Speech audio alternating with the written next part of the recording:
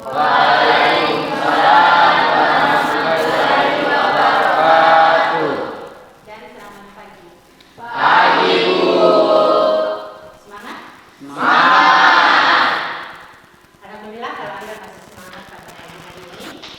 Jadi pada pagi hari ini seperti biasanya pada setiap Rabu pada mata pelajaran saya yaitu mata pelajaran biologi kesehatan, kita akan membahas materi kelanjutan yang kemarin sudah pernah saya berikan kepada Anda semua. Hari ini saya ingin bertanya dulu sebelum kita masuk pada materi pembelajaran ketua kelas. Sebelum kita mulai pelajaran, saya minta ketua kelas untuk maju ke depan dan mungkin teman-teman untuk kita berdoa sebelum masuk pelajaran. Sebelum kita mulai pembelajaran kita pada pagi hari ini, marilah kita sama-sama berdoa dengan membaca surah Al-Fatihah. Al-Fatihah mulai.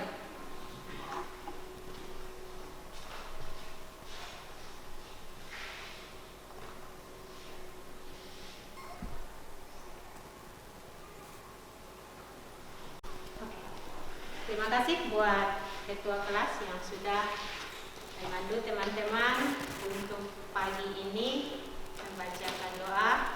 Semoga doa yang kita panjatkan pagi hari ini mendapat syafaat di sisi Allah Subhanahu wa taala dan Anda ke depannya bisa belajar lebih baik lagi. Oke, sebelum memulai mata pelajaran, ketua kelas ada yang berhalangan hari ini? Ada ibu seorang sakit.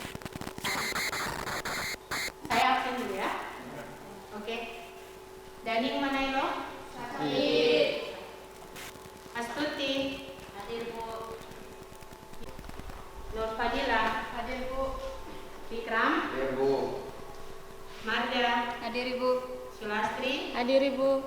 Wisandi? Naila? Hadir Ibu. Iman? Hadir, Ibu. Intan? Hadir Ibu. Aprilia? Hadir Ibu. Tika? Hadir, Bu. Husnul? Hadir, Bu. Marsan? Hadir, Bu. Rafli? Hadir. Dwi Aprilia? Hadir, Bu. Dwi Bintang? Hadir, Bu. Safirna? Hadir Ibu. Iksa? Hadir, Ibu. Oke. Yang berhalangan hadir teman kalian yaitu Dani Manailo ya. Jadi pada pagi ini di sela-sela doa kita tadi, mari kita sama-sama mendoakan semoga Dani sesegera mungkin diberikan kesembuhan oleh Allah Subhanahu wa taala dan Dani dapat berkumpul lagi dengan Anda semuanya di sini belajar seperti biasanya. Oke? Ya. Jadi hari ini setelah Ibu memberikan absen, Ibu akan melanjutkan materi Ibu kepada kalian semua. Jadi materi Ibu hari ini merupakan kelanjutan dari materi Ibu pada Rabu kemarin. Oke. Sebelum Ibu lanjut ke materi hari ini, mungkin Ibu akan bertanya dulu ke Anda. Ada yang masih ingat materi kita pada minggu kemarin? Rabu kemarin. Ada? Ya, ketua kelas duluan ya. Ketua kelas, materi kita minggu lalu mengenai apa? Tentang keanekaragaman hayati. Ya, benar sekali. Ya. Jadi mungkin semalam ada yang sudah baca-baca, ada yang sudah belajar, ada yang masih mengingat kembali apa yang pernah saya sampaikan pada minggu lalu tentang materi keanekaragaman hayati. Jadi sebelum lanjut ke materi hari ini, Hayati terbagi atas 3 tingkatan. Yang pertama yaitu keanekaragaman tingkat gen, yang kedua keanekaragaman tingkat spesies, yang ketiga keanekaragaman tingkat ekosistem. oke, yang lain bagaimana? Yang lain bisa? Yang lain? Ya. Jadi yang disampaikan oleh Marda Aulia yaitu pada pembahasan yang kemarin untuk pembahasan tentang keanekaragaman hayati sudah kita bahas kemarin yaitu keanekaragaman hayati ini dibagi atas 3 tingkatan. Yang pertama adalah keanekaragaman tingkat gen. Yang kedua adalah keanekaragaman tingkat spesies. Yang ketiga adalah keanekaragaman tingkat ekosistem. Oke, kita berikan aplaus untuk Marda. Maka pertanyaan yang kedua nanti yang akan Ibu berikan ini merupakan bisa menjadi motivasi juga buat yang belum belajar mungkin. Jadi hari ini pertanyaan Ibu yang kedua menyangkut pembahasan yang kemarin. Ada yang masih ingat? Faktor-faktor apa saja yang dapat mempengaruhi keanekaragaman? Kita berikan aplaus untuk. Jadi untuk sudah dibahas oleh Yogi tadi bahwa faktor yang mempengaruhi keanekaragaman hayati di muka bumi ini ada dua. Yang pertama adalah faktor genetik atau faktor gen. Yang kedua adalah faktor bisa diingat? Bisa. Oke. Alhamdulillah alamin kalau begitu. Boleh Ibu memberikan pertanyaan lagi menyangkut materi yang kemarin? Boleh? Menurut kalian apa saja yang menjadi fungsi dari keanekaragaman organisme? Manfaat dari keanekaragaman hayati. Ada yang tahu? Keanekaragaman hayati sebagai bahan pangan, sebagai sumber energi, sumber air, sebagai penjaga kelestarian budaya, mental dan kesehatan kita sebagai manusia. Oke. Hari ini Anda sudah dengar tadi pemahaman yang lain yang disampaikan oleh teman-teman Anda, dan saya pikir Anda sudah alhamdulillah menguasai materi pada Rabu kemarin. Jadi kita akan berangkat pada materi kita yang baru hari ini. Sebelum Ibu lanjut kepada materi hari ini, mungkin terlebih dahulu Ibu akan mengajak Anda. Ibu akan memberikan pertanyaan yang mungkin pernah terjadi, entah semalam, entah pagi tadi, entah barusan, yang jelasnya pernah Anda alami. Ya? Pernah ada yang merasa batuk? Pernah ada yang batuk? Ya. Kalau tidak ada berarti tidak masuk akal. Ada kan? Ya. Pernah ada yang merasa bersin? Pernah. Bagaimana bentuk bersin itu? Ya. Bagus sekali. Jadi pembahasan kita hari ini menyangkut dengan apa yang hari ini saya tanyakan. Sebelum saya lanjut, terlebih dahulu saya akan menanyakan ke Anda semua. Kira-kira yang menyebabkan Anda bisa mengalami bersin, bisa mengalami batuk, itu sebenarnya dipengaruhi oleh apa? Ada yang bisa? Ya, Mardaulia. Menurut Mardaulia, faktor apa saja yang mempengaruhi orang mudah terkena batuk, bersin? Faktor kuman, debu. Penyebabnya berarti dari kuman yang pertama, ya. Yang kedua, debu. Ada lagi yang lain? Polusi, virus, bakteri. Oke. Jadi penyebab Anda batuk, Anda bersin yang disampaikan oleh teman kalian tadi itu benar adanya. Tetapi di sini saya lebih mengutamakan kepada faktor yang disebabkan oleh virus. Karena pembahasan kita hari ini adalah mengenai virus. Sebelum saya lanjut kepada materi virus, saya akan terlebih dahulu mengajak Anda untuk menonton tayangan yang akan saya tampilkan di layar depan, dan Anda saya minta untuk sama-sama menyimak apa yang akan saya putarkan di depan. Mau hemat tanggal tua gini. Sejumlah pasien dengan penyakit tak dikenal berdatangan ke Rumah Sakit Pusat Wuhan awal Desember 2019. Dr. Li Wenliang, dokter di rumah sakit, kemudian menyebarkan berita lewat sosial media bahwa para pasien menunjukkan gejala radang paru-paru akibat virus. Pejabat kesehatan Cina mulai menyelidiki pecahnya wabah. Sejumlah pasien pertama punya akses ke pasar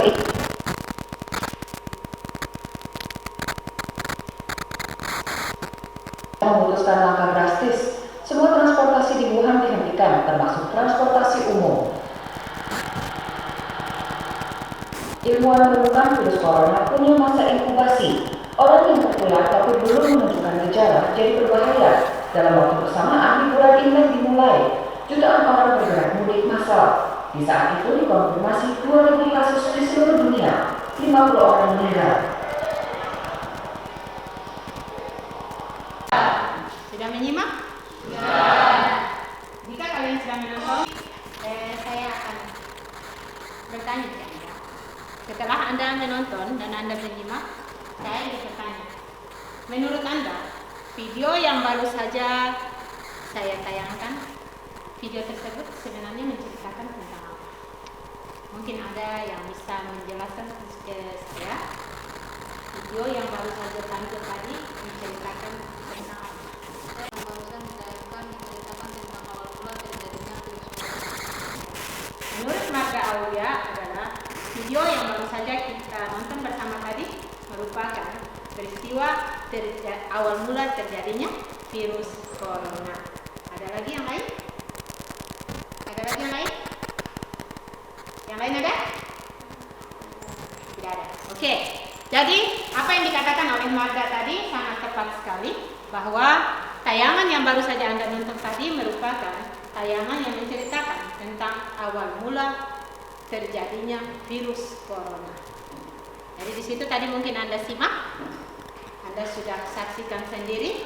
Jadi pada pagi hari ini saya akan mengajak Anda bagaimana bisa memecahkan masalah dari materi dari video yang tadi sudah Anda nonton secara bersama. Dari tayangan video tadi, saya akan mengajak Anda untuk berpikir kira-kira apa yang ada di benak Anda pada pagi hari ini tentang tayangan video tadi. Oke, yang pertama, ada pertanyaan yang pertama dari siapa? Oke, dari ketua. Bagaimana virus itu bisa masuk ke dalam tubuh? Pertanyaan, virus itu bisa masuk ke dalam tubuh manusia. Oke, terkait video tadi pertanyaan dari teman kalian, yaitu dia bertanya, bagaimana virus itu bisa masuk ke dalam tubuh manusia?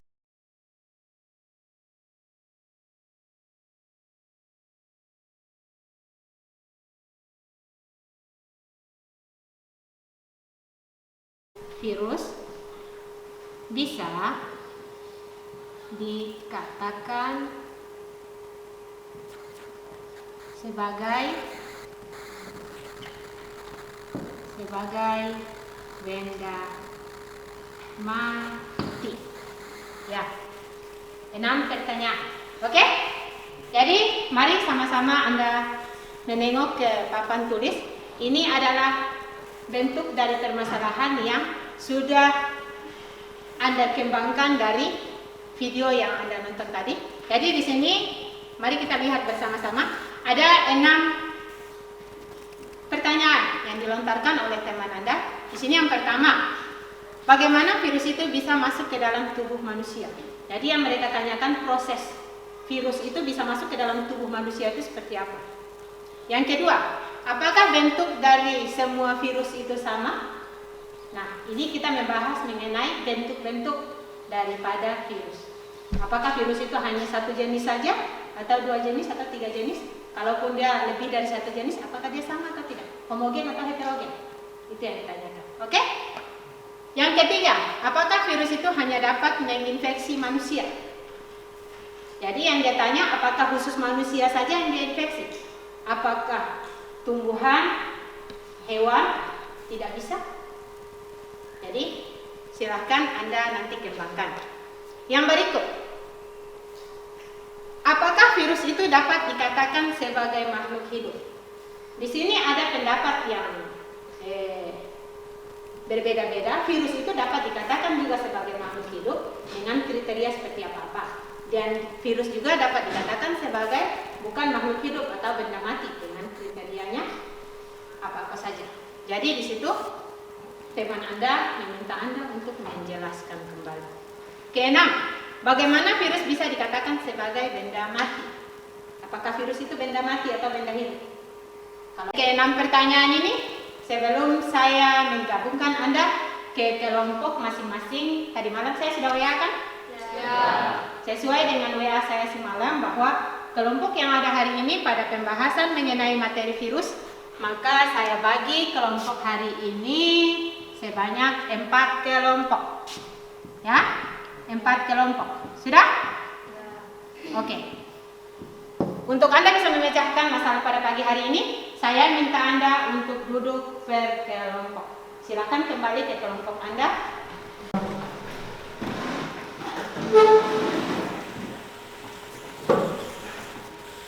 Silakan buka, ada yang bawa laptop, silakan buka laptop kalian. Ada yang membawa HP, smartphone, silakan buka untuk mencari informasi terkait permasalahan yang sudah Anda tanyakan pada pagi hari. Oke, ini kelompok 4 ya. Kelompok 1, kelompok 2, kelompok 3, kelompok 4. Dan di sini ada saya bagikan LKPD, lembar kerja peserta didik. Di sini saya buat per kelompok, ada 4 kelompok. Jadi sebelum Anda mengerjakan LKPD ini, terlebih dahulu Anda dengarkan penyampaian saya mengenai langkah-langkah kerja daripada LKPD yang sudah saya bagikan. Kelompok 2.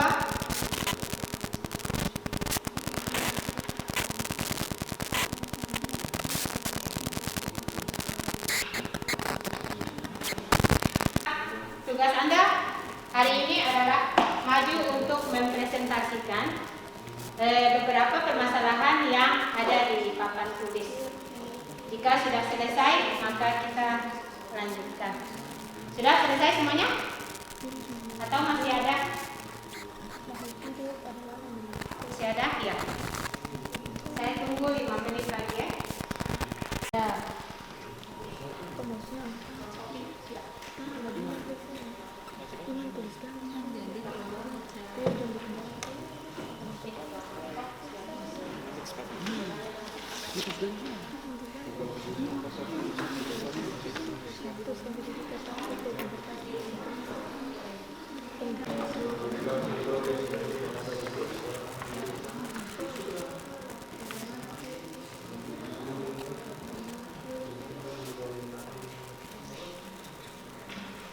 Masing-masing kelompok yang sudah menyelesaikan permasalahan yang sudah ada di papan tulis untuk maju menjawab beberapa poin pertanyaan yang sudah disampaikan oleh teman-teman kalian.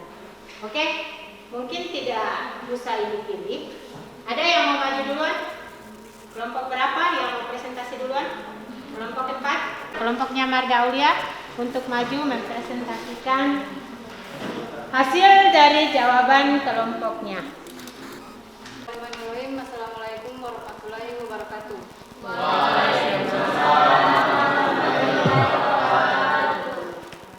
Baik, kami dari kelompok 2 akan menjawab beberapa pertanyaan yang telah dilontarkan oleh teman-teman sekalian.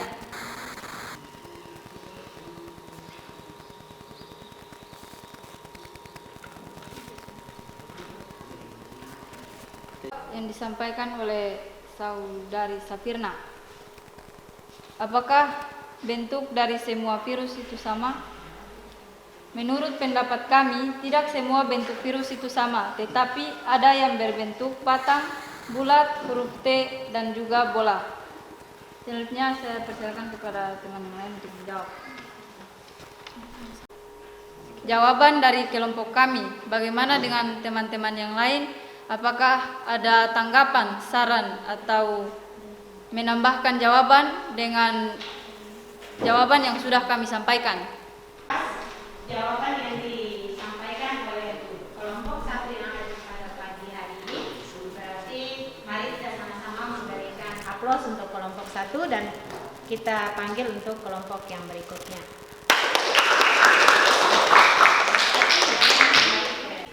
Yang berukuran sangat kecil. Dengan ciri-ciri virus yang pertama apa? Ciri-ciri virus yang pertama apa tadi yang sudah dijelaskan? Virus memiliki Virus memiliki yang namanya DNA atau RNA. Yang kedua, Ukurannya sangat kecil. ya, ukurannya sangat kecil atau memiliki ukuran yang rendah. Ada yang tahu ukuran virus berapa? Ada yang tahu? Yang ke sini ya. Yang pertama, tujuan dari pembelajaran kita hari ini, yang pertama, setelah melakukan kegiatan pembelajaran dengan menggunakan model problem based learning atau yang kita kenal dengan PBL, berbantuan video, peserta didik dapat menjelaskan sejarah tentang virus dengan benar. Sudah? Jadi untuk tujuan yang pertama di sini kita sudah lewati. Jadi di sini karena ada 4 KD, jadi di sini 4 tujuan juga yang saya sampaikan untuk Anda. Terus tujuan yang kedua adalah setelah melakukan kegiatan dengan menggunakan pembelajaran dengan media video, peserta didik dapat menganalisis ciri-ciri virus dengan benar. Sudah dijelaskan tadi, nanti sebentar akan saya paparkan kembali. Yang ketiga, setelah melakukan kegiatan belajar dengan diskusi bersama teman, peserta didik dapat menganalisis bentuk-bentuk virus dengan benar. Yang keempat, setelah melakukan kegiatan belajar dengan benar, dengan menyelesaikan tugas kelompok bersama teman, peserta didik dapat mengaitkan bentuk struktur tubuh virus dengan baik dan benar. Sudah? Jadi langkah-langkah ini akan Anda kerjakan pada LKPD yang sudah saya berikan. Oke, kembali ciri umum yang dimiliki oleh virus.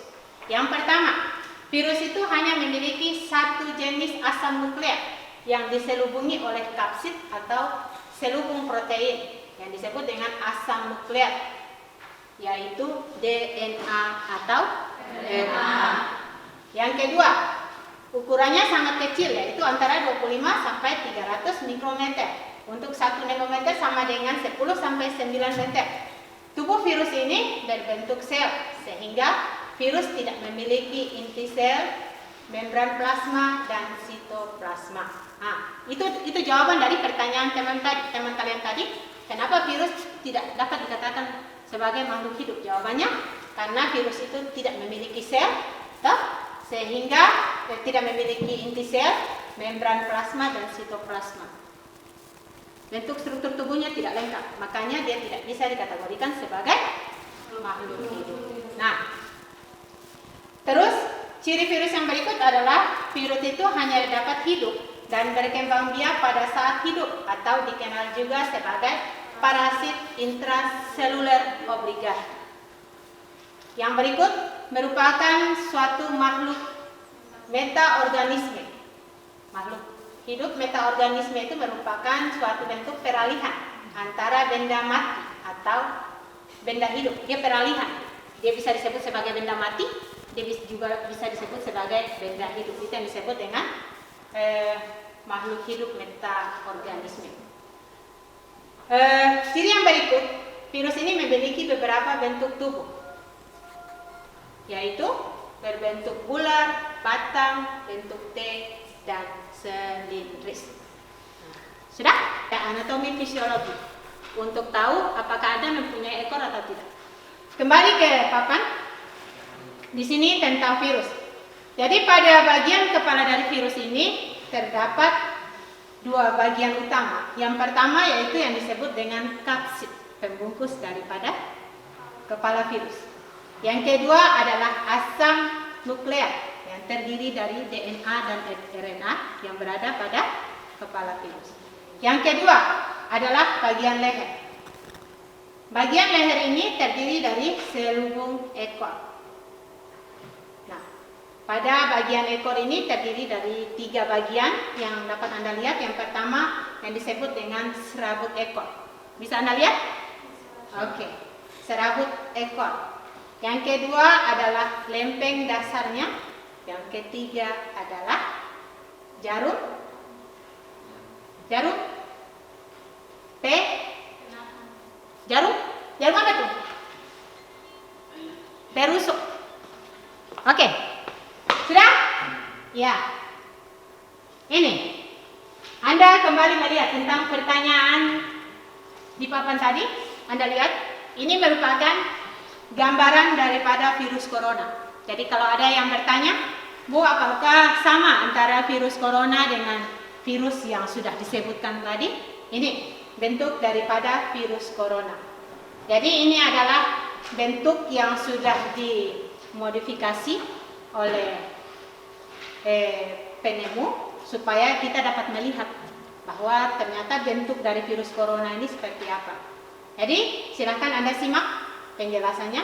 Di sini dikatakan bahwa virus corona ini adalah virus yang menyerang saluran pernapasan, yaitu yang sering juga disebut dengan COVID-19. Diketahui virus ini sudah mewabah di Wuhan atau Cina pada bulan Desember tahun 2019. Lalu pada awal Januari, WHO sudah mengidentifikasi virus tersebut sebagai novel. Yaitu pada tahun 2019. Kemudian pada Februari, WHO mengumumkan nama resmi virus ini adalah COVID-19 karena ditemukan pada tahun 2019. Oke. Nah, mungkin pada saat virus ini lagi gencar-gencarnya, kita tidak pernah menyadari apakah bentuk daripada virus corona itu seperti apa. Jadi, sesuai dengan yang mereka temukan, di sini mereka menjelaskan bahwa gejala klinis daripada penderita virus 19 ini, yang pertama adalah penderita memiliki rasa demam. Yang kedua, batuk dan pilek. Yang ketiga, mengalami gangguan pernapasan. Yang keempat, sakit tenggorokan. Dan yang terakhir, mudah letih dan lesu. Nah, yang menjadi pertanyaan saya, apakah pada siang hari ini Anda ada mengalami gejala-gejala yang saya sebutkan ini? Ada? Ada? Tidak ada. Berarti Anda saya kategorikan sebagai orang sehat yang tidak tertular. Teman Anda tadi, nomor berapa ya? Apakah bentuk dari semua virus itu sama? Nah, ini jawabannya. Kalau bentuk virus secara umum, itu tidak sama. Ada 4 kategori bentuk virus. Yang pertama adalah bentuk batang, yang kedua adalah bentuk polihedris, yang ketiga adalah bentuk bola, dan yang keempat adalah bentuk T. Nah, kalau ada yang bertanya, Ibu, kenapa kok disebut sebagai virus itu, kenapa dikatakan berbentuk batang? Ya, karena bentuknya Anda bisa lihat sendiri bahwa bentuknya menyerupai batang. Sampai di situ macam-macam keanekaragaman yang Allah Subhanahu wa Ta'ala berikan kepada kita.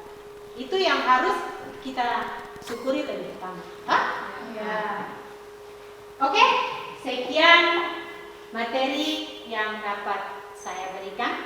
Jadi kesimpulannya pada hari ini tentang materi yang saya ajarkan, ada yang bisa menyimpulkan?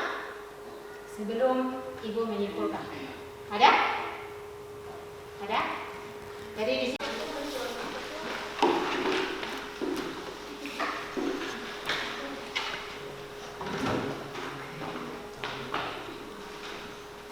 kan ketemu lagi hari. Oke, tidak ada pertanyaan?